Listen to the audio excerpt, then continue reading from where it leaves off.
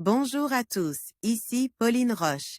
Bienvenue sur ma chaîne dédiée à la santé et aux avancées fascinantes en biotechnologie. Si vous êtes curieux de découvrir comment ces innovations transforment notre bien-être et notre avenir, n'hésitez pas à vous abonner pour ne rien manquer. Prêt à en savoir plus? Bonjour Allons-y! à tous. Dans cette vidéo, je vais vous parler d'un sujet passionnant, la fécondation in vitro, ou FIV, et d'un nouveau procédé d'incubation, qui la rend beaucoup plus efficace. Vous découvrirez comment cette innovation révolutionne le processus de conception et augmente les chances de succès pour de nombreux couples. Restez avec moi pour explorer les details de cette avancée et comprendre son impact sur la médecine reproductive. C'est parti! Grâce à un nouveau système d'incubation qui permet de stabiliser davantage l'environnement des embryons, les taux de réussite de FIV ont été améliorés de 27% par des scientifiques britanniques. Un grand pas en avant dans la lutte contre l'infertilité. Les techniques de la FIV se sont nettement améliorées en 30 ans et en France, plus de 200 000 bébés éprouvettes ont pu voir le jour. Leur part dans la population est d'ailleurs de plus en plus importante. Welcome Image, Flickr, CC BY NC ND 2.0. Cela fait plus de 30 ans que l'on a réussi les premières fécondations in vitro. FIV, pour lutter contre l'infertilité, mais la technique est encore bien perfectible. Malgré les progrès technologiques réalisés depuis ces 3 dernières décennies, traitements hormonaux, congélation des embryons, ICSI. Les taux de réussite restent relativement bas, environ 30%. Plusieurs facteurs peuvent expliquer ces échecs, parmi lesquels la qualité de certains gamètes ou le manque de stabilité de l'environnement dans lequel croissent les embryons durant les 7 premiers jours. Pour un maximum d'efficacité, il faut recréer au mieux les conditions naturelles, celles qui règnent dans l'utérus de la mère, aussi bien en température qu'en concentration gazeuse, qui définissent l'acidité. Or, pour s'assurer de la bonne évolution du développement embryonnaire, les chercheurs sortent les œufs afin de les observer au microscope.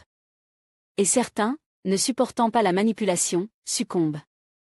La solution vient d'être apportée par des chercheurs britanniques de l'Université de Newcastle. En recréant un incubateur unique pour toutes les étapes, équipe de microscope, ils ont réussi à esquiver le problème, améliorant les taux de survie des embryons de 33% et les taux de grossesse de 27%. Le detail des résultats est publié sur PLOS ONE. Les rendements de la FIV nettement améliorés. Leur système est effectivement hermétique. Déjà test chez des souris, il avait montré que l'environnement était mieux contrôlé, que la température et le pH fluctuaient moins. Et cela se traduit sur la survie embryonnaire.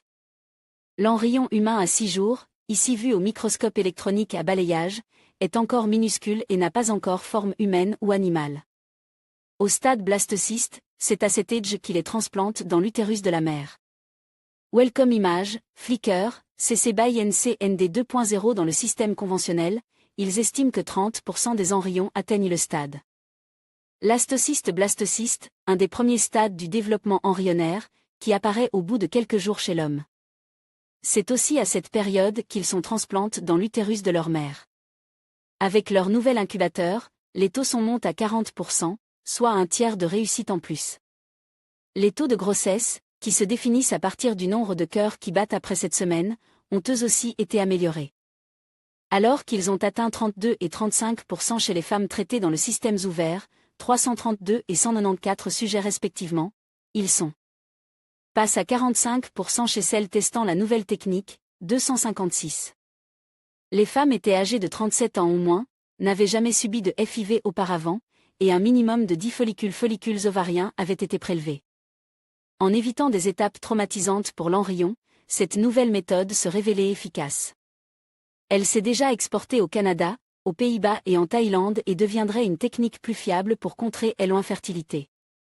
Infertilité, et permettre à davantage de couples de réussir à mettre au monde leur enfant biologique. La FIV, très fastidieuse à ses débuts, va devenir petit à petit à la portée de tous les parents stériles.